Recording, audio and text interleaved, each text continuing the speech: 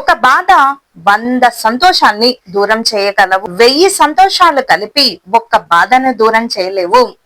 ఒక్క బాధ 100 సంతోషాలని దూరం చేయగలదు కానీ 1000 సంతోషాలు ఒక్క బాధను దూరం చేయలేవు. కాబట్టి ఇతరులతో మాట్లాడేటప్పుడు, వాళ్ళని కష్టపెట్టేటప్పుడు మాటలు కఠినంగా మాట్లాడకండి. మీరు ఏ స్థాయిలో ఉన్నప్పటికీ, బహుశా వారు తక్కువ స్థాయిలో ఉన్నా, ఎక్కువ స్థాయిలో ఉన్నా కూడా, అందుకే మనం ఆలోచించి మాట్లాడుతూ ఉండాలి. ఒకరిని బాధ పెట్టడము క్షణాల్లో అయ్యేటటువంటి పని.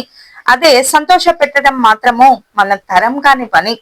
ఒకరిని సంతోష పెట్టి చూడండి, ఆ రోజు ఎంత హాయిగా నిద్ర పడుతూ ఉంటుందో.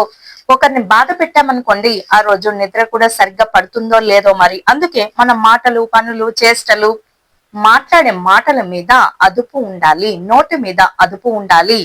నరానికి నాలుక ఉండదు. ఏమంటే అది మాట్లాడేస్తామంటే పక్క వారిని బాధ పెట్టే హక్కు మనకెవరిచ్చారు?